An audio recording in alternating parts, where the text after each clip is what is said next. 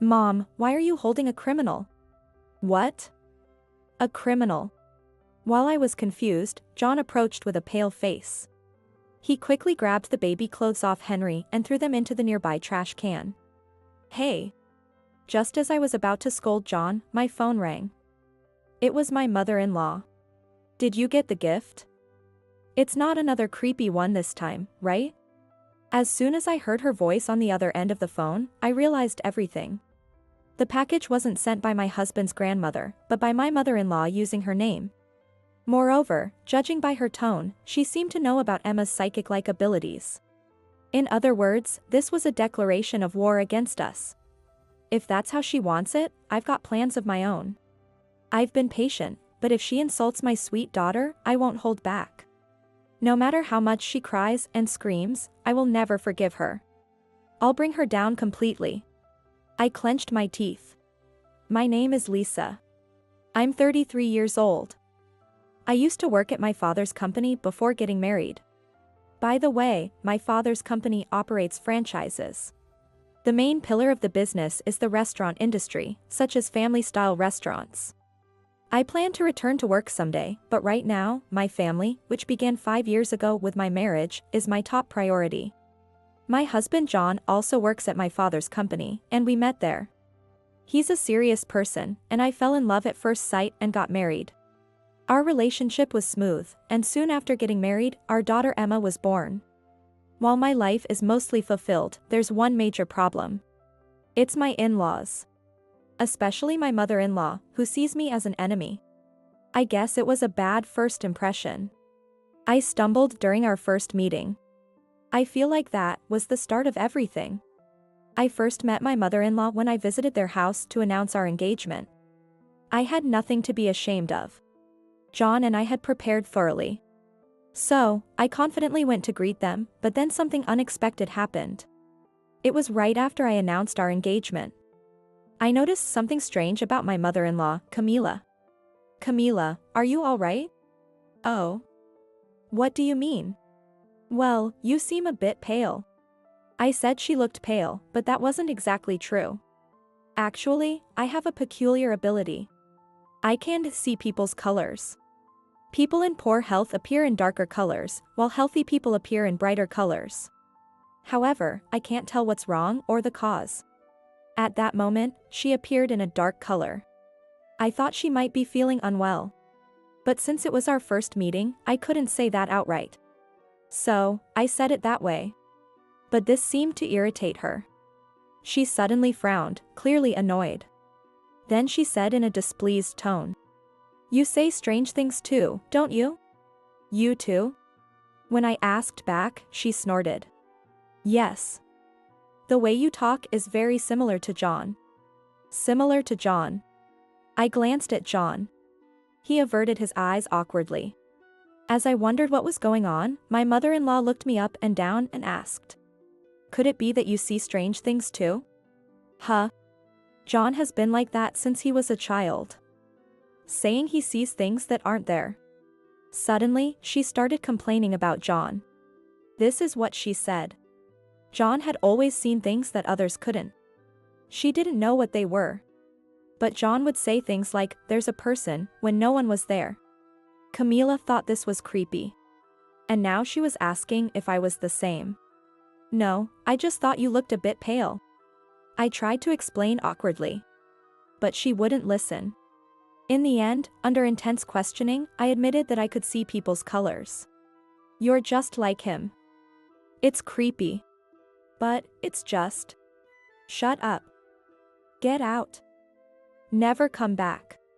She drove us out of the house. Reluctantly, I left my in-laws' house. Outside, John apologized to me with a guilty expression. I'm sorry, Lisa. Why are you apologizing? Well, I didn't tell you about my ability, seeing spirits, or whatever it is. John looked down sadly. I gently linked my arm with his. It's mutual. I didn't tell you either. But with Mom like that, our marriage. It'll be fine. Though I said that, I had a feeling my mother-in-law would oppose our marriage. Despite my words, that thought crossed my mind. However, my father-in-law didn't say anything. If he could be on our side. I decided to pin my hopes on that. After discussing with John, we decided to secretly meet with his father. We arranged to meet at a nearby family restaurant. It was one of the restaurants operated by my father's company. John couldn't join because of work, so I was nervous, but his father arrived. "I'm sorry for calling you here." "It's all right. I happen to have a day off." My father-in-law, Robert, works for a security company. Today, he was off work. The timing of my call was perfect. I felt a slight sense of relief. "So, the reason I called you today is? It's about the wedding, right?" "I don't oppose it." Robert smiled, looking cheerful. I was taken aback by his nonchalant attitude. According to him, my mother-in-law was indeed against our marriage. However, he said she could be persuaded. As he explained further, he said, "She's stingy, so money might influence her." When I visited my in-laws' house, I mentioned that my father ran a company. Apparently, Camila was still fixated on that. "So, we should use that to our advantage." That's what Robert suggested. But how exactly should I do that? As I was thinking about it, Robert made a suggestion. Why not treat her to a nice meal? Or maybe offer to take care of her mother? I see. If she sees that there are benefits to the marriage, she might agree. Our marriage wouldn't change their life negatively. In fact, it could bring benefits. If Camila understood that, she might accept our marriage. That made sense. So, I decided to give it a try. The first thing I did was treat her to a meal. I invited her to a family restaurant. "Camila, let me treat you today." A family restaurant isn't much of a treat. "Well, this place is run by my father's company." I explained the background. She remained displeased. However, when asked for her order, she started ordering one dish after another. "I'll have this, and also this." "Okay, got it." I hurried to the kitchen. In the end, she devoured several portions. As she left, she said to me, "I'll come again. Be sure to treat me well then. And our marriage. I'll think about it." She left with those words. I didn't stop there, of course.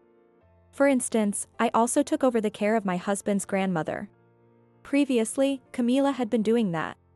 However, my husband's grandmother, despite her age, could do most things on her own. So, it was more about visiting her a few times a month. Every time I visited, she looked at me apologetically. "You aren't even married yet." "I come because I want to." My grandmother had passed away long ago. So visiting her felt nostalgic to me. I found it so comforting that I started visiting my husband's grandmother more frequently. "Well then, I'll support your marriage too." After many visits, my husband's grandmother became our ally. Eventually, with her persuasion, my mother-in-law accepted our marriage. However, even after the wedding, visiting my husband's grandmother remained my responsibility. Moreover, soon after we got married, our daughter Emma was born. It became difficult to continue working, so I left my job. But there was something more concerning than my job.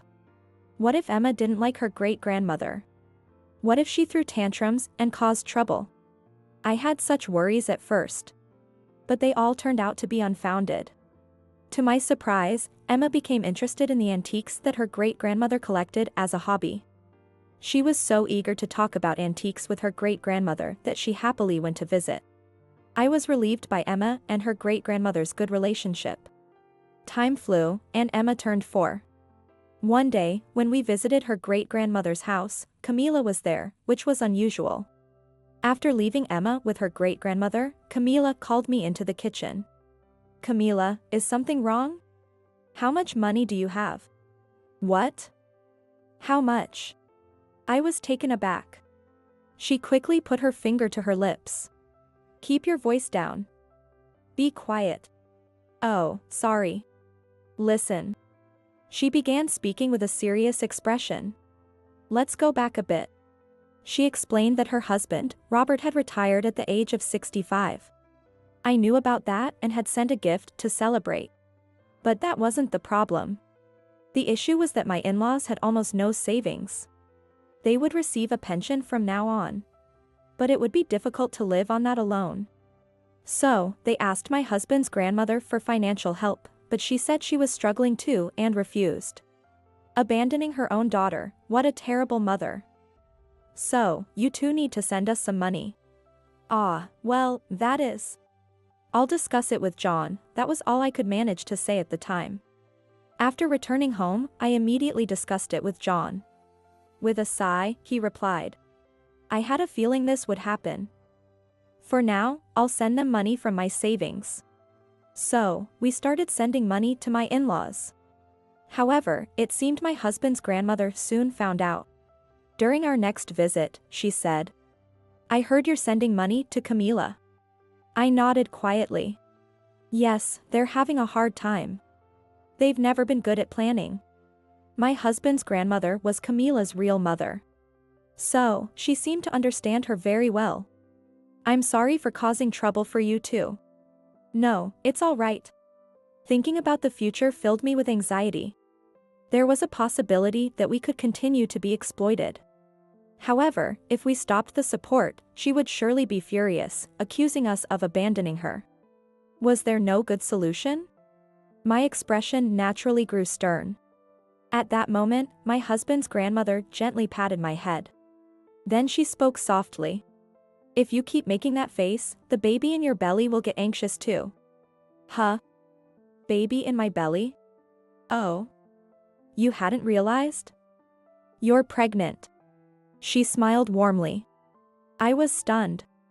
I hadn't noticed any significant changes in my body.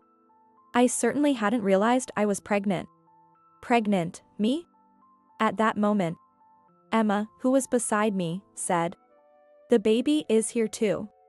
Emma patted my belly. In that moment, I realized I was indeed pregnant. That very day, I went to the obstetrician. The tests confirmed I was pregnant. Emma, how did you know? I saw it. Hearing those words from Emma gave me a jolt. Could it be that Emma has the same ability as us?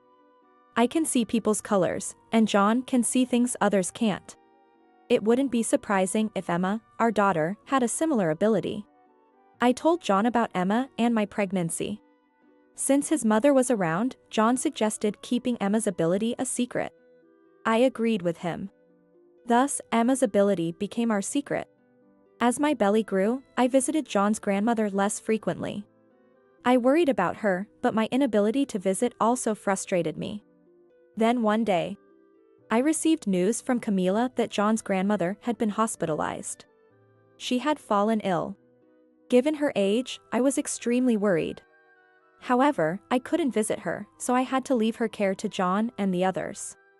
As time passed, my due date approached. I was admitted to the obstetrician for delivery.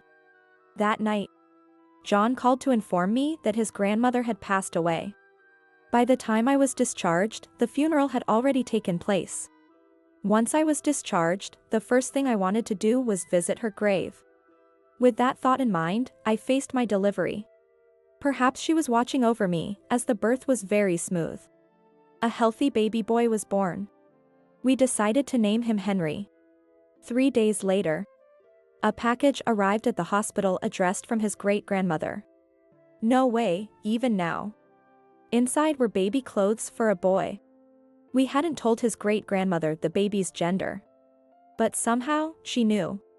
John must have inherited his abilities from her. With this thought in my mind, I tried the baby clothes on Henry. They look great on you. Just as I said this, John and Emma walked into the room. Mom. Where's the baby? Right here with us. I answered Emma, showing her Henry in the baby clothes. In that moment, Emma frowned in confusion. Before I could ask what was wrong, she said, Mom, why are you holding a criminal? What? A criminal. While I was confused, John approached with a pale face. He quickly grabbed the baby clothes off Henry and threw them into the nearby trash can. Hey. Just as I was about to scold John, my phone rang. It was Camila. Did you get the gift? It's not another creepy one this time, right? As soon as I heard her voice on the other end of the phone, I realized everything. The package wasn't sent by John's grandmother, but by my mother-in-law using her name. Moreover, judging by her tone, she seemed to know about Emma's psychic-like abilities. In other words, this was a declaration of war against us. If that's how she wants it, I've got plans of my own. I've been patient, but if she insults my sweet daughter, I won't hold back. No matter how much she cries and screams, I will never forgive her. I'll bring her down completely. I clenched my teeth. Then I asked John. John, what did you see? Mom trying to harm Henry. John murmured. I nodded and gently asked Emma. Emma, why did you say a criminal? Huh? Because, Mom, you were holding a criminal. A criminal? Who? Not Henry, right? When I asked, Emma looked downcast. She then replied softly. Grandma. So, she meant Camila. Suppressing my anger, I asked Emma to continue. And why do you say she's a criminal? Because she took something that wasn't hers. I listened intently to Emma's downcast explanation. This is what Emma told me. She had seen Camila stealing something. There was no need to ask where it happened. The only place Camila and Emma would have crossed paths was at my husband's grandmother's house. So, Camila had stolen something from there. However, it didn't seem like she directed her anger at me or Henry out of revenge for being caught stealing. Also, the baby clothes were store-bought. What was she trying to do? Suddenly, it struck me. Was there something else in the package? I quickly searched the rest of the package. It contained only baby clothes. But at the very bottom, there was a small paper bag. When I opened it, I found flowers inside. I threw the entire paper bag into the trash. Flowers as a birth gift were inappropriate. Obviously, they evoked thoughts of a funeral. It's common knowledge, so my mother-in-law couldn't be unaware. This meant I needed to look at things differently. Was she upset about Henry's birth? If there was malice towards Henry, what triggered it? For now, I decided to talk to Emma. Camila seemed aware of Emma's psychic abilities. It had to be related. That's what I thought. As Emma talked, I learned how Camila discovered her abilities. It was shortly after we found out I was pregnant. That day, I had left Emma with John's grandmother while I went shopping. Of course, I was shopping for the grandmother. During that time, Camila visited. Emma had said to her, Grandma, do you have a cold? Just feeling a bit under the weather. How did you know? Your color is different than usual. For Emma, it was a casual comment. But Camila must have remembered me at that moment. What I had said the first time we met. Emma had said something similar. Naturally, she decided that Emma was just as creepy. So that's why she did this. I now understand why she did that. So, there's only one thing I need to do. I asked Emma what Camila had stolen from her grandmother. If we could figure that out, she would be disqualified from inheriting anything. That would be the best revenge for her stinginess. I also asked John to look for evidence. A few months passed, and it was time to discuss the inheritance. John's grandmother's estate was to be divided between Camila and her brother, John's uncle. Yet, for some reason, we were also called by the lawyer.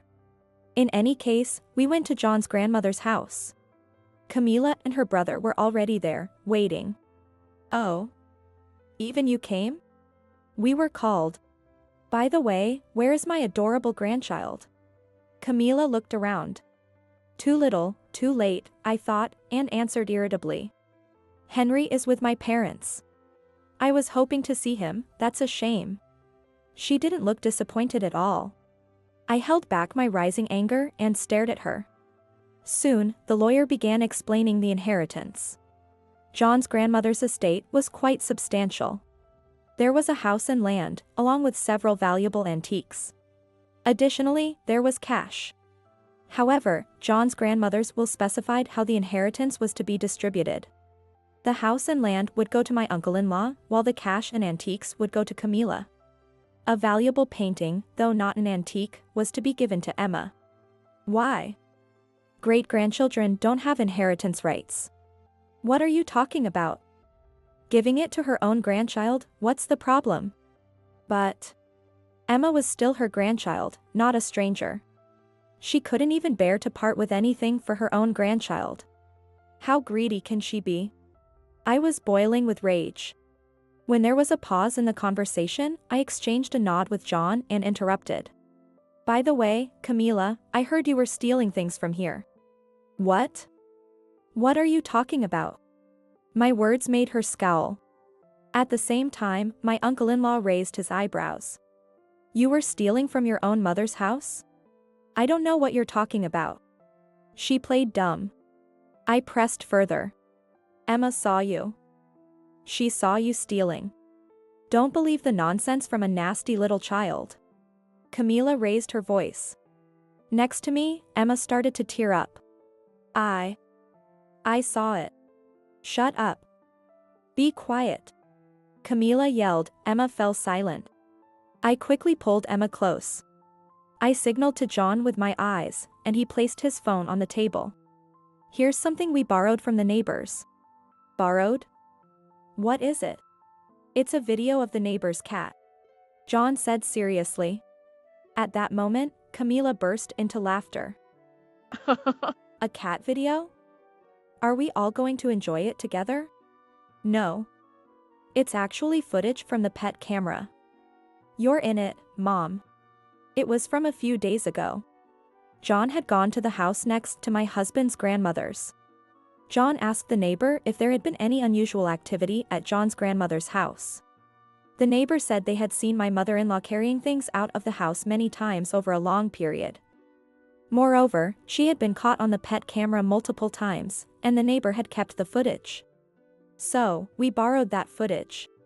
Wait a minute. That's... She stammered, looking flustered. Her brother was watching her with suspicion. Did you take things without permission? No.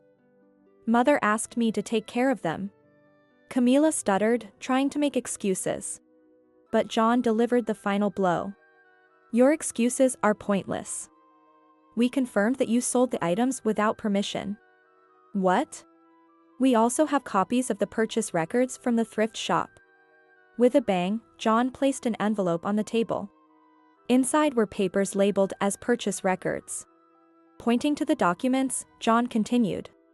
Your name is listed as the seller.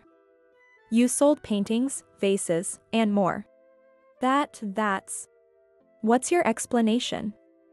Speak up. John raised his voice, making her flinch. Then she suddenly started crying. It's not like that. We were struggling financially. But John has been sending you money. It wasn't enough. I'm sorry. She slumped down, almost collapsing on the spot. After that, my uncle-in-law questioned her sternly. Under his harsh questioning, she began to talk. Here's her story. After Robert retired, their financial situation became dire. Camila asked John's grandmother for help. When she refused, she turned to us for support. We started sending money, which helped them get by. But they had no money for discretionary spending. That's when Camila set her sights on John's antiques. Selling the antiques would bring in money. She discussed this with Robert. Then, every time she visited, she would take valuable items. When it seemed like she might get caught, Camila planned to have my husband's grandmother hospitalized.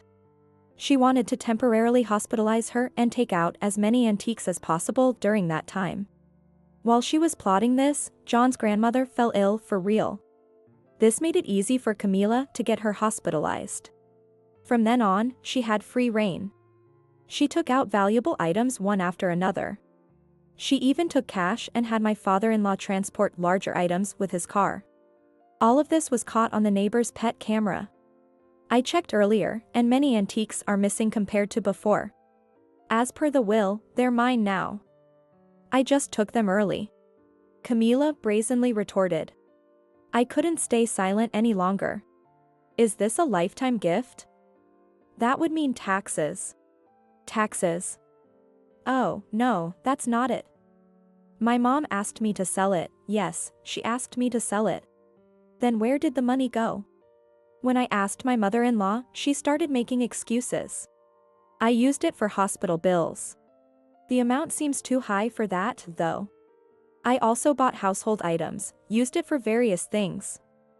Stop nagging me. Just as my mother-in-law raised her voice, Emma murmured quietly. Great-grandma is angry. What? Angry? She turned to Emma. Emma nodded and continued. Yeah, she's angry. She says to tell the truth about how you used the money. What are you talking about? Stop saying weird things. Camila, sweating nervously, looked around. Seeing this, I asked Emma. Emma, do you know what the money was used for? To pay off debts. That's what great-grandma says. Really, to pay off debts? I gave my mother-in-law a sharp look. She bit her nails, visibly irritated. By the way, it seems there was quite a lot of debt. What? I don't know anything about that. Really?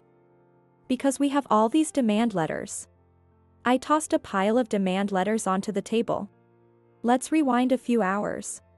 Before coming to John's grandmother's house, we had gone to my in-laws' place. Only my Robert was home. There, we confronted him first. We showed him the evidence, piece by piece, just as we had shown my Camila. Faced with the mounting evidence, Robert quickly got tired of making excuses. He admitted he had racked up considerable debt from gambling. He also confessed to teaming up with Camila to steal from John's grandmother's house. Robert, my father-in-law, knew about Emma's psychic ability. Without shame, he even suggested, if we use her ability for gambling. Needless to say, I was furious. John was even angrier than I was. I'm going to press charges for theft. Wait a minute. Charging your own father. Father or not, it doesn't matter. If you don't want that, repay everything. Faced with John's outburst, my father-in-law shrank back immediately. So he promised to repay all the money stolen from John's grandmother. We got him to sign a promissory note and took the demand letters with us. I calmly explained this to Camila, who was wide-eyed at the sight of the demand letters.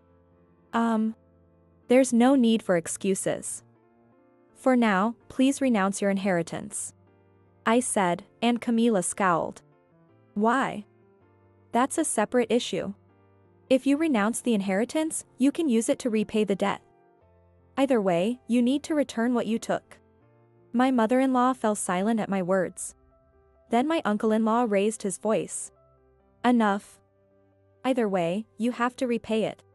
But if you don't want to, we'll report you to the police for theft.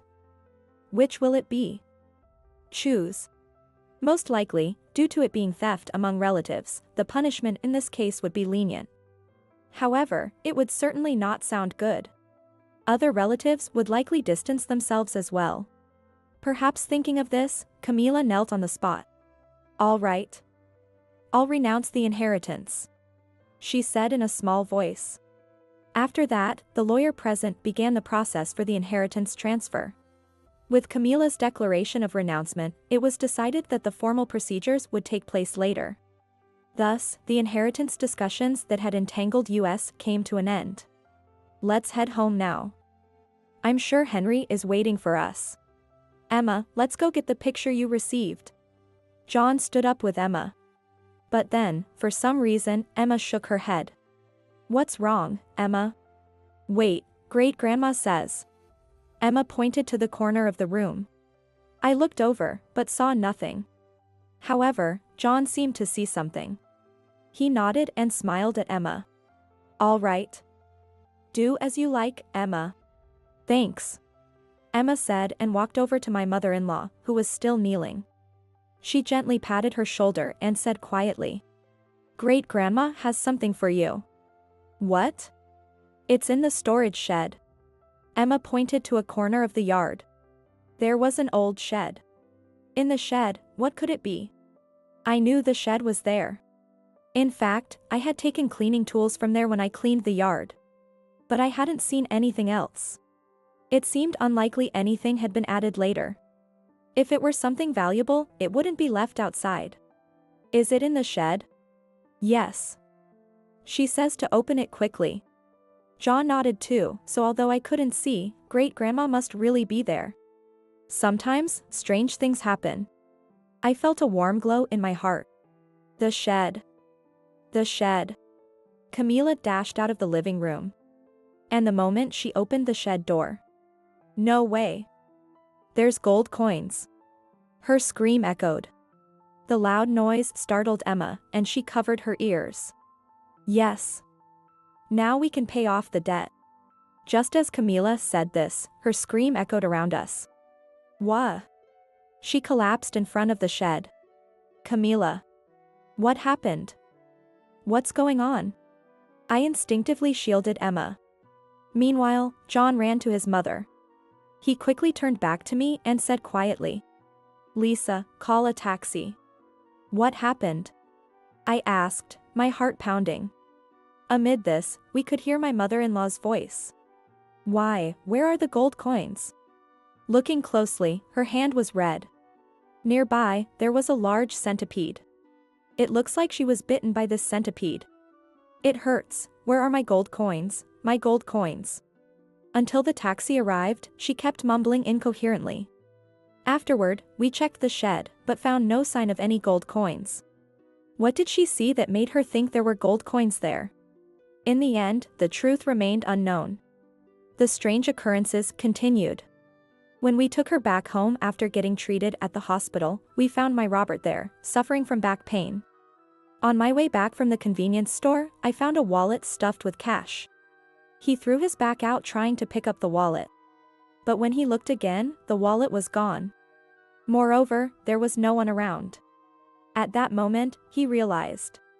It was divine punishment from John's grandmother. As he shared this story, Emma quietly said to my in-laws. Great-grandma says to be honest. She's always watching. Needless to say, my parents-in-law turned pale upon hearing Emma's words. That prompted them to change their ways. Now, they both work part-time jobs. They plan to repay my uncle-in-law for the antiques they stole from John's grandmother. It's a bit unsettling how obedient they are now, but they claim that if they slack off, she visits them in their dreams. So, they absolutely cannot slack off. That's what they said. It's probably their guilt driving them. But I decided to keep quiet about it. As for me, I now lead a slightly more relaxed life. With no need to check on John's grandmother anymore, I have more free time. Still, I'm not ready to return to work. I'm busy taking care of Henry. And I also worry about Emma. Watching Emma eat her snack, I thought about this. What is it, Mom? Emma, does it bother you? Seeing things that others can't see. I'm happy because I can see great-grandma. Look, she's right there. Emma pointed towards the balcony. At that moment, I heard a voice. It's okay, I'll be watching over you. Maybe it was just my imagination. But I definitely heard it. The familiar, gentle voice of John's grandmother. In that afternoon moment, I couldn't help but smile.